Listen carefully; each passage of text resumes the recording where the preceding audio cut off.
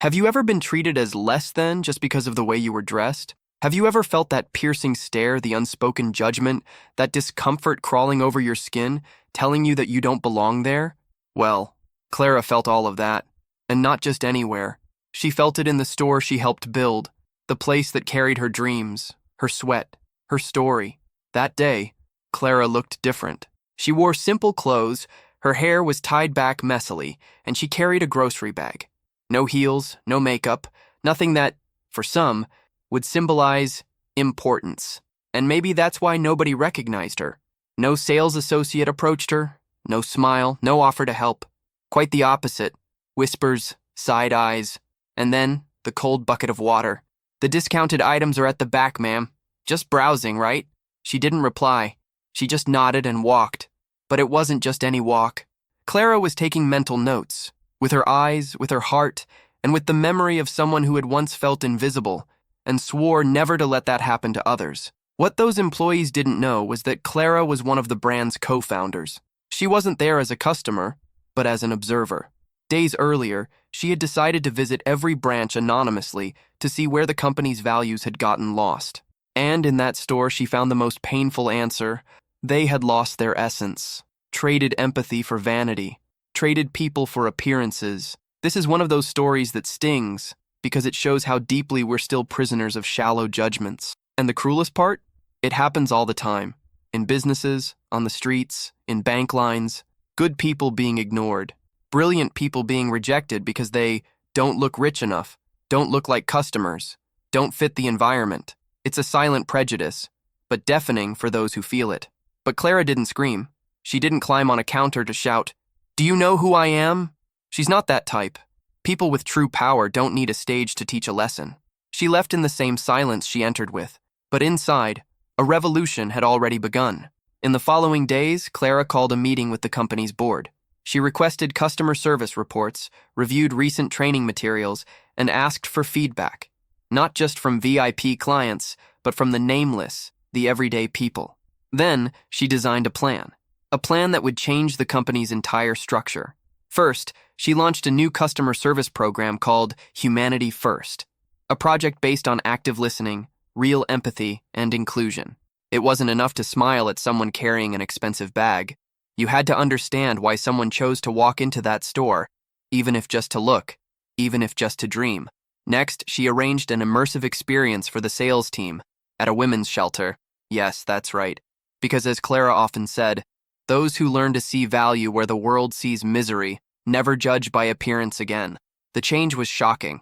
At first, there was resistance, tears, excuses, justifications. But there was also awareness. People asking for forgiveness. People saying they'd never be the same after that experience. And they weren't supposed to be. Without firing anyone, Clara transformed the team. She helped them grow from within. She showed that stories of greatness aren't born just from success. They're born from mistakes, from pain, from shame, but they only bloom through humility. A few months later, the same store that had once humiliated Clara was recognized as the branch with the best customer service in the entire network. Irony? Not at all, just justice. Because when the roots are good, even barren soil can blossom. This is one of those stories that doesn't end when the humiliation passes. It keeps going, and it becomes legacy. Clara became a symbol within the company, not because she was a founder, but because she was human, because she reminded everyone that a customer may forget the product, but they'll never forget how they were treated. So now I ask you, how many Claras have you ignored out there? How many incredible people have crossed your path without designer clothes, without a showy posture, without a famous last name, and you didn't even offer them a respectful look? The truth is hard, but necessary. Silent prejudice destroys more opportunities than a lack of talent. And if this story touched you, it's because you've seen it happen. Maybe you've lived it. Maybe you were the one being judged. Or maybe the one judging. And what will you do with this awareness? Keep judging by what you see, or start seeing what truly matters. Will you let the world shape you, or will you become the change your environment needs? Because at the end of the day, what sets great leaders apart isn't the title on their badge. It's the courage to act with empathy, even when no one's watching. If this video made sense to you, made you think differently, then subscribe to the channel, turn on the bell, and share it with someone who needs to hear this. Here, We don't share stories just to entertain, we share them to transform. It's not rare to see people confusing appearance with worth. Clara knew that. She entered the boutique without makeup, wearing simple clothes and a light expression, the kind you only understand once you've learned to live with the essentials. She barely took 2 steps before the stares began. Before she even touched a purse, the manager said, "These prices aren't for everyone," as if dignity had a luxury label. This is where one of those stories begins, the kind that forces us to reflect. How many times have you seen someone judged by their cover, with no one caring to know the content? It happens every day. In interviews, restaurants, stores. Clara lived it firsthand. And the worst part? She wasn't trying to prove anything. She was there to buy a gift from the heart, not to justify herself. But judgment came before common sense. Sadly, this scene repeats itself. And maybe you've experienced something similar. Ever thought that sometimes the most valuable customer walks in without designer brands, but carries a huge heart and an even bigger story? It's like the old saying, those who judge by appearance risk losing great opportunities, or in this case, losing the direction of their entire business. And what comes after changes everything. While the manager Lucia treated her coldly, Clara simply observed, maybe because she had seen this behavior too many times around the world. After all, she wasn't just any customer. She held a law degree from Harvard, had worked as a consultant for top luxury brands in Europe, and more importantly, she knew that market inside and out. But there, in that moment, none of that seemed to matter. It's strange how people assume everything from a first impression, and even stranger how often they get it wrong. Despite her modest appearance, Clara was married to Marco Villar, the heir and current owner of the boutique chain. Yes, the very same one where she was humiliated. And by a twist of fate, she didn't even need to be there. But she wanted to experience what others did, without privileges, without warnings. This is one of those stories that reveal what lies behind the badge and the title. Clara could have revealed herself in that very moment. She could have flashed a gold card, mentioned an important last name, or asked for the director, but she chose silence. Because sometimes silence speaks louder than any speech. And what she planned after that went deeper than any revenge. Clara left the store without raising her voice, without pointing fingers, without returning the contempt she received. She simply said thank you with a soft smile, the kind that carries more wisdom than anger, and she left. But those who understand the power of a strategic mind know that silence is often the beginning of a smart move, and Clara, with all her experience, wasn't going to let it go unnoticed. The next day, she came back. But this time, she wasn't alone. By her side stood her husband Marco, owner of the chain, along with a legal team. Clara walked through the same door where she had been dismissed. The room froze. The same eyes that had once looked down on her now searched for somewhere to hide. And the most powerful part, Clara didn't shout. She didn't humiliate. She didn't need a scene to be heard, because real impact comes from posture, not volume. This kind of situation carries a rare lesson. The most powerful stories aren't those fueled by revenge, but by awareness. Clara knew this was bigger than her. She knew other people were also treated that way, and that she had the chance to flip the script. And when a small gesture like silence is used well, it opens the door to massive transformation. The store fell silent. Everyone gathered, sensing something important was about to happen. Marco, standing firm, asked for everyone's attention, and it was Clara who spoke. With serenity and clarity, she shared what she had experienced there, without accusing, but pointing out what was out of place. It wasn't about her. It was about the culture, about what the store claimed to be, and what it truly practiced. Imagine the impact of hearing this from the owner's wife, who could have easily just fired someone and walked away, but she chose to expose with class. She showed that the stories told in the workplace need to be real, lived through service, and reflected in everyday actions. She said empathy isn't a protocol, it's a behavior. And respect cannot depend on someone's clothes, wallet, or last name. The most surprising part? No one saw it coming. Clara wasn't seeking revenge. She wanted transformation. And when a truth is laid out with such clarity, it leaves no room for excuses. It forces everyone to look in the mirror. And in that mirror, voices that had long been silenced started to rise. That's when Julia, one of the younger employees, found the courage to speak. Her voice was timid, but her message was powerful. She said she had tried to warn the team about the elitist behavior, about the selective smiles, judgmental glances, and the disguised disdain, but no one wanted to listen. And that says a lot about how some stories are shut down before they even begin. What Julia revealed wasn't an isolated case. It was part of a structure, one that builds slowly, between the lines, through the examples set from the top, and when left unchallenged, it becomes the norm. Like a hidden leak you only notice when the ceiling collapses, Clara saw that the problem wasn't one employee. It was a mindset, and changing a mindset takes collective courage. That moment marked a turning point, because when someone rises with truth, others feel empowered to do the same. Julia was that spark. Her voice confirmed everything Clara had experienced, and showed that the most transformative stories often come from the voices we insist on silencing. And some things can no longer be silenced, like the consequences that came next. Marco didn't waste time. After hearing everything, from Clara, from Julia's honest testimony, and from the embarrassed stares around them, he made a decision. Lucia, the manager responsible for the humiliation, was immediately removed. Not out of revenge, but out of coherence. After all, you can't talk about transformation and keep someone in charge who embodies the opposite of what you want to change. And it didn't stop there. Marco announced a complete overhaul of the hiring and training process. The store, which until then sold luxury, would now have to live by value, the real kind. The new focus became empathy, humanized service, and respect above any status. The guiding question was simple yet powerful. How do we want people to feel when they leave here? Because in the end, it's the stories they tell that build, or destroy, a brand. These changes didn't come in the form of generic handbooks. They came through live trainings, roundtables, and real listening. One example? They began simulating service scenarios with people from different social backgrounds, and then discussed the emotional impact of each interaction. It was a necessary reality check. And the way Clara led it all opened space for something even greater. It was there, in the very place that had once rejected her, that Clara planted a new seed. Inspired by her own experience, and by the voices of women like Julia, she proposed a bold project, redirecting part of the store's profits into social initiatives. The focus? Empowering women in vulnerable situations to work in fashion, sales, and customer service. And the most beautiful part? The proposal was approved immediately. Imagine that. The same store that once excluded now becoming a place of inclusion.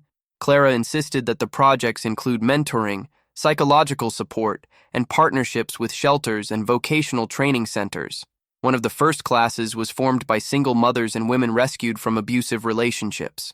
And the strength of these stories began to spread like a scent too powerful to ignore.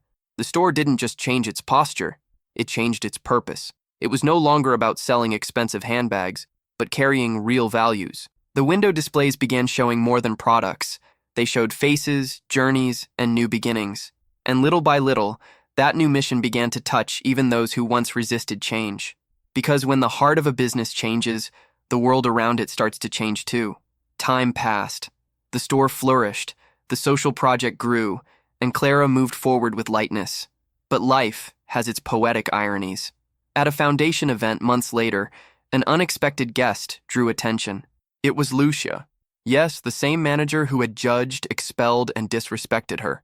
She approached with lowered eyes but a different presence. There was humility and transformation. Lucia shared that after being removed, she sought help. She went to therapy, started volunteering at a women's shelter, and reconnected with something she had lost: empathy. She said the episode with Clara had been a turning point, a necessary shock, and she apologized, looking her in the eyes. Clara, without hesitation, forgave her, because the most powerful stories don't end in punishment, they end in learning. That reunion was symbolic.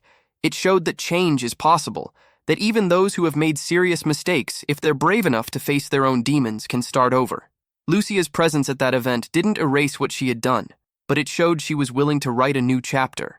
And right there, a new twist began to take shape. The impact went far beyond anything they could have imagined. The store became a case study in entrepreneurship conferences, was featured in business magazines, and became an example in classrooms. Clara, who never sought fame, started being invited to speak. But not about branding or luxury marketing. She spoke about equity, silent prejudice, and empathetic leadership. She spoke about stories that transform. In one of her speeches, she said something that stayed with everyone. To lead is not to impose. It's to inspire with coherence. And those who listened could feel this wasn't a rehearsed speech.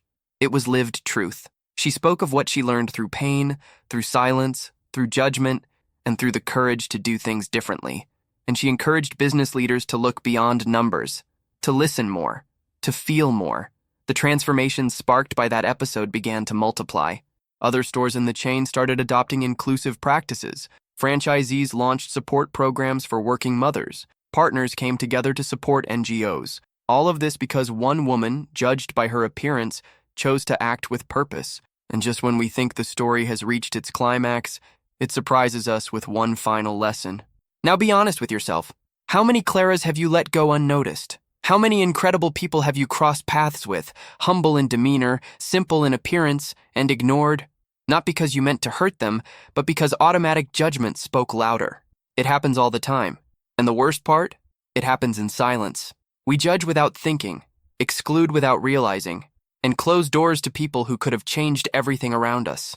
These are the stories that don't make magazine covers, but they echo inside us when our conscience finally wakes up. It's easy to say we're empathetic, that we value human beings. What's hard is to act with integrity when no one is watching. When there are no cameras, no likes, no recognition. That's where true values show up, in the backstage moments. Clara, for example, wasn't seeking attention. She walked into a boutique just to buy a gift, but her simple clothing was enough for her to be treated as less. The judgment was immediate, cold, calculated, as if her appearance said everything that mattered about her. And how many similar stories have already happened? Here's the hard truth. Silent prejudice, the kind no one admits, is one of the biggest saboteurs of talent, relationships, and business. Every time you underestimate someone because of their appearance, you close a window to learning. Every time you decide who deserves your attention based on labels, you help maintain an unequal system. And maybe you don't even realize it. Maybe you think you're just being practical. But deep down, you're perpetuating an unfair logic, a logic that has already cost many stories that had everything to bloom, and were cut short far too soon. Clara could have left quietly. She could have accepted that treatment, just like so many others have. But she did something different. She didn't shout. She didn't humiliate anyone in return. She just came back. Not as a customer, but as someone who carried a real kind of power.